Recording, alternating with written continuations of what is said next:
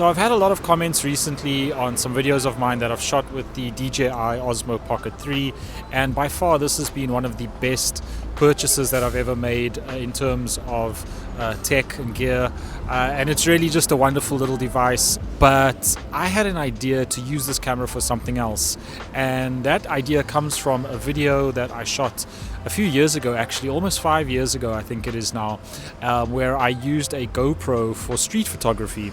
And so I had this idea to use the Osmo Action DJI Osmo Pocket 3 for street photography. And so I'm here in Namdaemun in Seoul today, which is one of the oldest traditional markets. I'm here to see how the Osmo Pocket 3 stacks up for street photography, because you know, if you're in a situation where, say, you don't want to use your phone and you've got this instead, then there's nothing stopping you from using it. So as you can see here, I've got my camera, my original DJI Osmo Action camera, and we're going to be using that for POV, and I'll show you exactly how I set the camera up for photography. I'm going to go into POV mode now, and hopefully it comes out well.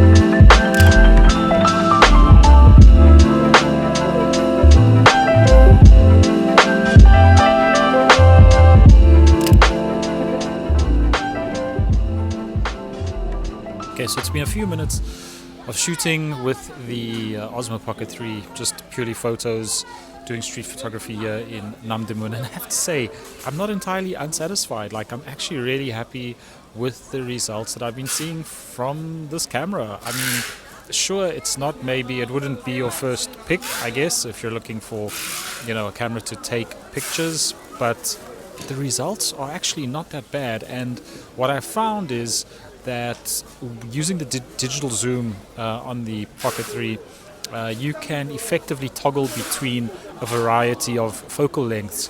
Obviously, it's not the same as having an optical zoom, and you do lose a bit of quality in the process, but there is a very nice flexibility there that allows you to capture a variety of focal lengths. So that's what I've been doing, to just, sometimes punch in, sometimes go wide. I do have a problem with my SD card because it's not fast enough, so I do get an annoying pop-up that says, the SD card is not fast enough. But other than that, the camera seems to be operating perfectly fine. I'll put the settings on the screen now as well, so you've got an idea of what I'm using to shoot. And just a kind of a disclaimer, I guess, this is purely for fun. This is not meant to be taken seriously in the slightest, so take it for what it's worth and just enjoy this walk around of Namdaemun Market here in Seoul. Overall, really no complaints when using this camera. And regarding framing your shots up using the gimbal, no matter which gimbal mode you use, whether it's follow mode, tilt locked, FPV, they all have some sort of delay, obviously, when they're tracking.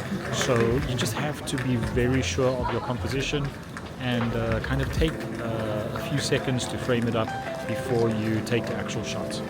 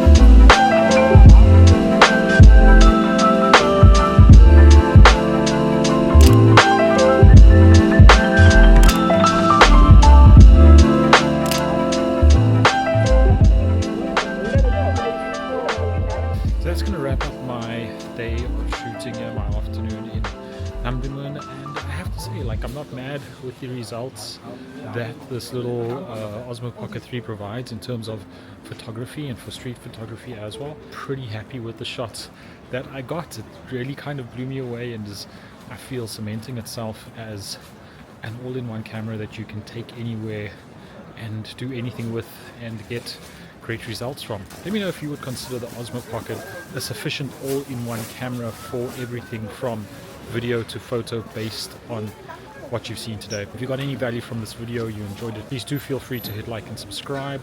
Thank you very much for watching, and I'll see you in the next one.